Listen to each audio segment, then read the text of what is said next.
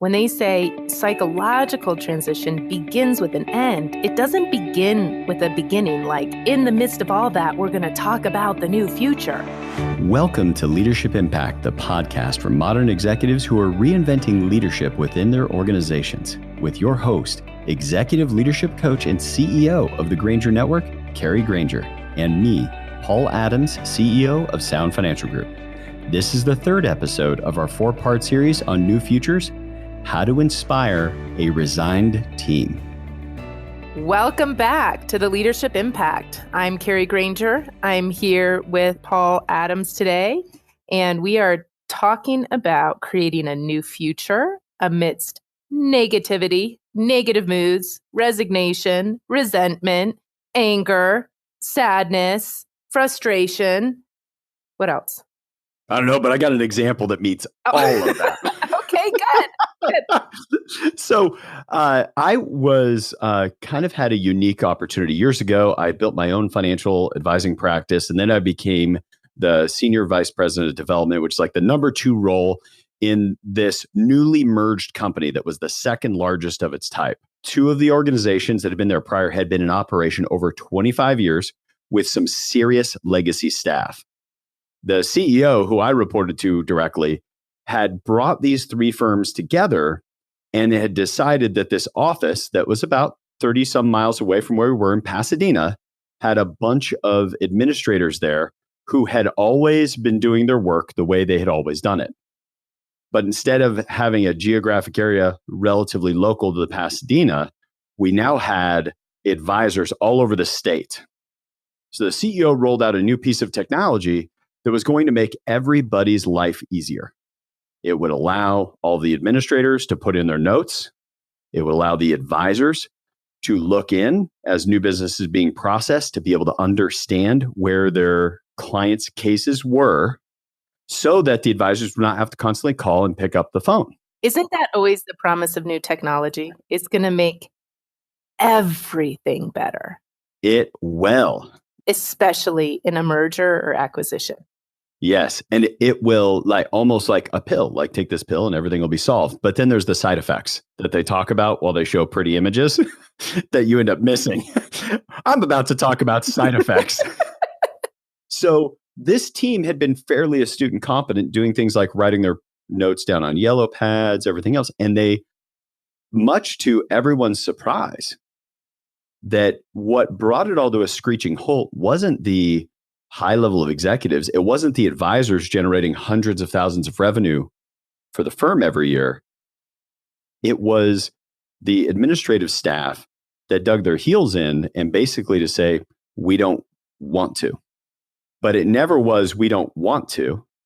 Everything was, well, I tried to do this and it didn't work. Or I tried to do that and it didn't work. And I remember one day there was an administrative person that the best I could describe it was somebody following the arrow on their navigation, despite the fact I had them take a hard right turn while on a bridge and like the car careened off the cliff because she said, I followed all the new procedures and this is what happened. Yep, the guy's upset, the client's mad, but I did exactly what it told me to do. And I remember sitting with the CEO, like, what do we do? Do we have to fire everybody? How do we solve this? So I would put that at your feet to say, Kari, had we had a Kari Granger in our life back then, how would you have coached us to be able to navigate what was just like we were mired in this mood of resignation, upset, anger, frustration from what would normally, in roles that were a little bit above entry level for an entire company, brought the company to a standstill. Yeah. And it's not that uncommon actually in situations like this where you find yourselves in a standstill and with moods that you don't know what to do.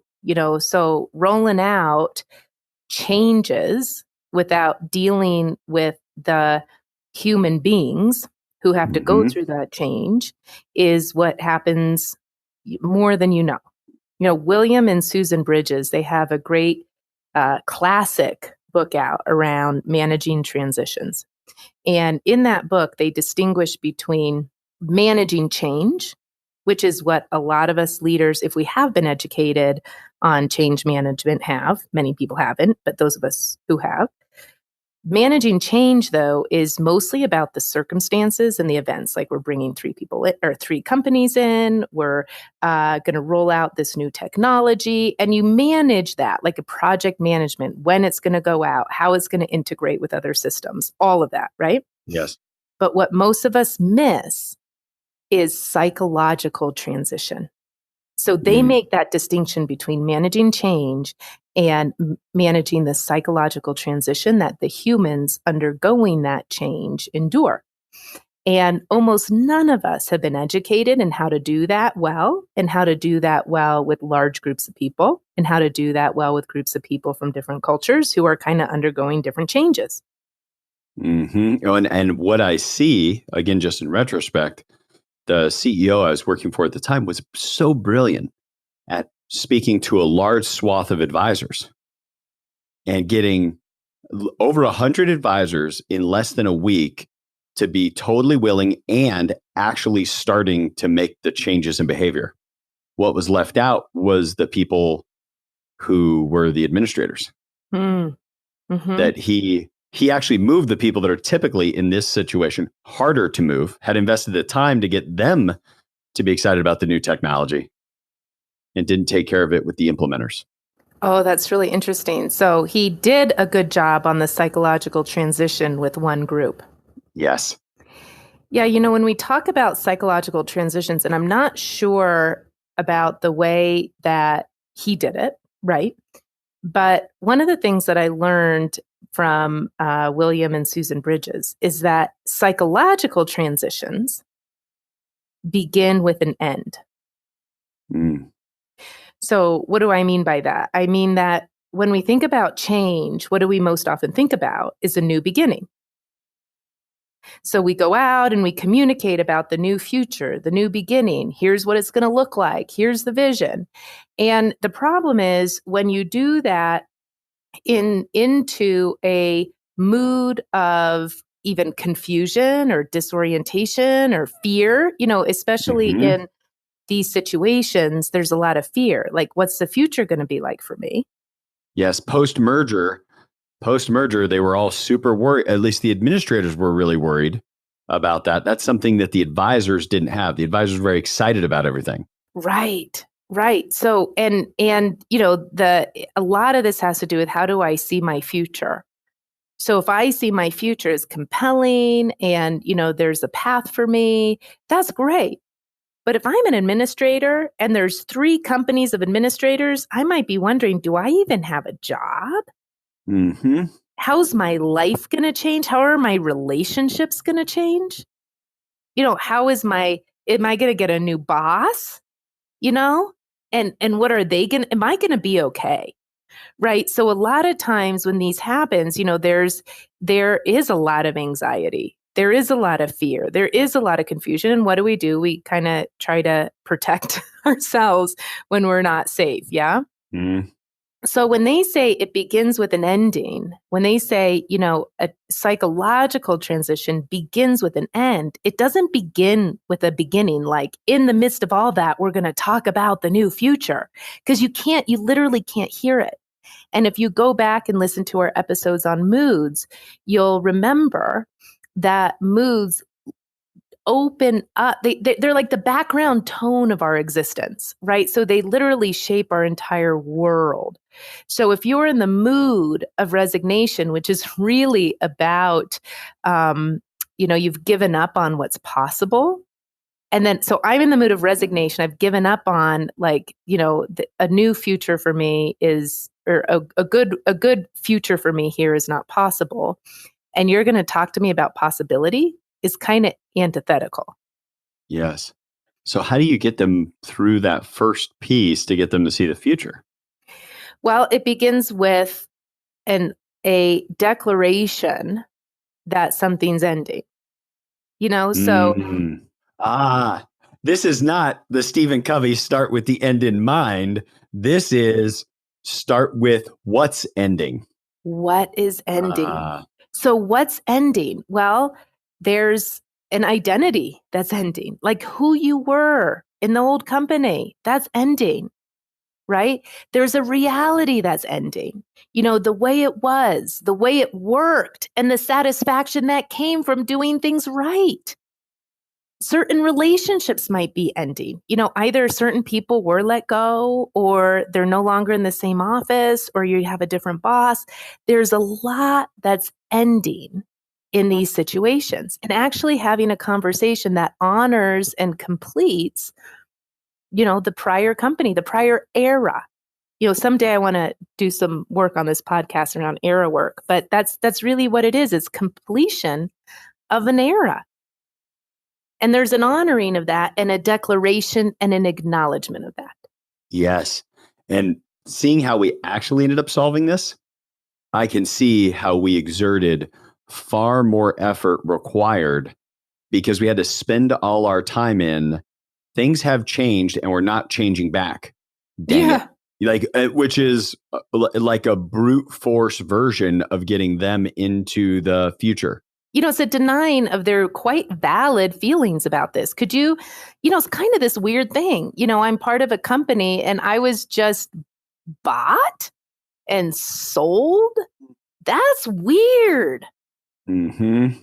So, and one of the industries we work in a lot is healthcare. And there's so many buying and selling of companies in healthcare. I had one. We worked on the very ground floor, the people out in the field providing the service, right? And I remember one woman saying, "What's different about this? I've been acquired 7 times." I mean, could you imagine 7 times you don't know, do I have a job or not? Okay, I'm not orange anymore. I don't wear the orange scrubs. Now I wear the purple scrubs. Yep. Right. So it begins with an ending and an acknowledgement and a speaking to that. You really have to speak to that to include, your current feelings around that. Right. Yes. And then they go through this kind of, they talk about this kind of funky neutral zone. And you're probably going to recognize this. And for the most part, we make this neutral zone wrong. Okay. But if you talk to it, if you speak to it, if you say, hey, there's a neutral zone here, you're going to find that, it's this kind of no man's land, right? Between an old reality and a new reality. The old way's gone, but the new way isn't comfortable or sensical yet. It's not clear who's who we communicate. It's not clear, what the future is going to look like. You tend to have a high level of turnover. A lot of people are confused. It's a lot of friction. And these are all very, very normal things when you have big changes. But what we often do is we make all of that wrong and then we jump ship. So even giving voice to, it's going to be a little chaotic. It's, we're not going to know which way is up for a while. That tends to be useful. And only when, you feel like you've really completed the past, that people have given voice to it, they understand it's complete. I had one, I worked with a hospice company and they made a funeral, their hospice company. They created a funeral for their old company. Mm-hmm. Right? It was like this symbolic closing, which I thought was just a brilliant, interesting idea. Now, the problem with them is they did it too soon. They created the symbolism before the people had really processed through that. Yes. So it's like, wow, I got a funeral for my old company. I was going to say, yeah, it would, which by the way, if you didn't know somebody had died yet. Yeah. And you just get in the funerals today at 2, if you guys could imagine what that would feel like to these employees. Funerals at 2:00 today, you're invited, your Uncle Tom died. Yeah. It's a little bit like what you say. Look, it's changed. We're not going back. Right. But I thought the symbolism was really cool, especially because they were a hospice company. Yes. It was just a little too early was all. They should have had it on hospice first before the funeral. That's really good. Yeah. We're now on hospice care. Yeah. Is that okay for us to joke about that? I Is think that so. funny? Okay. I think it's funny to the people that were there. So I got it. As you say this, I can absolutely see what they went through and how difficult it was for us to get over that because nobody paused long enough. Because there's actually in that change, there's a huge temptation to want to say as a leader, and I think we'd be remiss if we didn't mention this. The temptation is to say, everything's going to be okay. Things aren't that much different. You're going to be all right. We're going to be okay. That there isn't a clean break of we were this way, now we're this way, because everybody's trying to calm everyone down to say it's going to be okay, as opposed to no, the old way. It will be okay. The old way is done though, and now we're doing a new thing. Yeah, and And oh, sorry, Paul, I interrupted you. I was going to say the other thing about the neutral zone, the way that you put that, to me, the other thing that's super valuable about it is just that idea that, like an old pickup truck, you remember you used to have to double clutch old trucks where you'd actually have to shift it into neutral, release the clutch, and then hit the clutch again to get it go back in another gear. That would totally make sense that a culture would need that double clutch, that neutral zone, not as we got to wait around for the neutral. Like you never got mad at an old truck when you had to do that. It's just like, oh, to get this one in the third gear, I have to double clutch it a few times. Yeah, absolutely. So let's acknowledge there's an ending. There is an ending. Let's talk about that ending, and let's talk about, look, we're kind of in this neutral zone, right? Where we're not quite sure. We're like a cat with their legs up in the air, right? We don't know. We don't have anything to hold on to right now. What's that like? Great. Not great, but thank you for sharing that. And that's valid.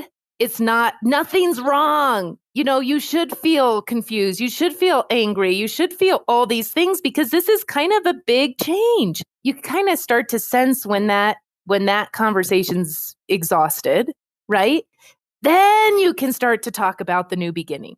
Well, what could it be like? What do we want it to look like? Let's talk about the fundamental cares. Remember that from the previous episode, right? Let's talk about the fundamental cares that we're trying to address as we go into the future, right? And then have it be a co-creation. So people actually get to voice what they want in their future. They can start to author it. So if you remember from the last episode, we said that part of the components of a new future is that it addresses the fundamental cares of those involved, right? And that those who have to act get a chance to express themselves. So, one of the things that I often get called in when things have gone wrong for a while, right? I don't often get the opportunity to come in the beginning.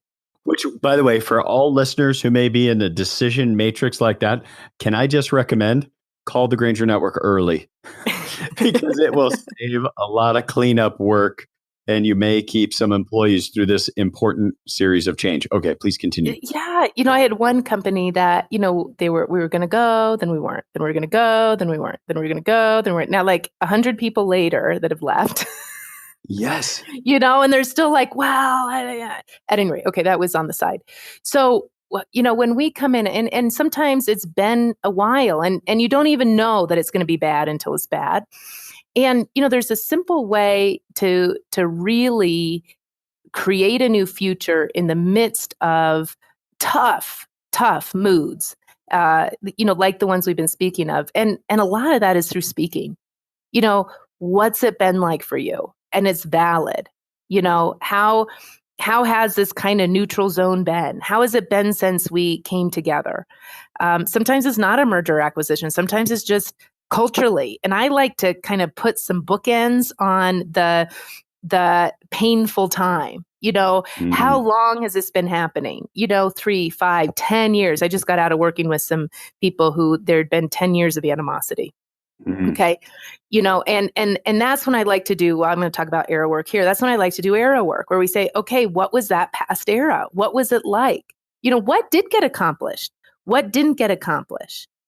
Right? What ways of operating, what patterns have we developed? What were some of the things that never got successfully resolved? What are the elephants hiding under the table? And really having that honest conversation. What was it? What did it feel like to be part of this? And at a certain point when people are emptied out, there's a space, and it's like it goes quiet. They don't have anything else to say. And then you can ask the question, well, should we create a new era for ourselves? What if we were to create a new era, what would it be like? And oftentimes the old era, when I ask those questions, all I have to say is, what's it been like? That's about all I have to say. And they'll say things like misplaced, not seen, not capable, disjointed, not belonging, thrown together.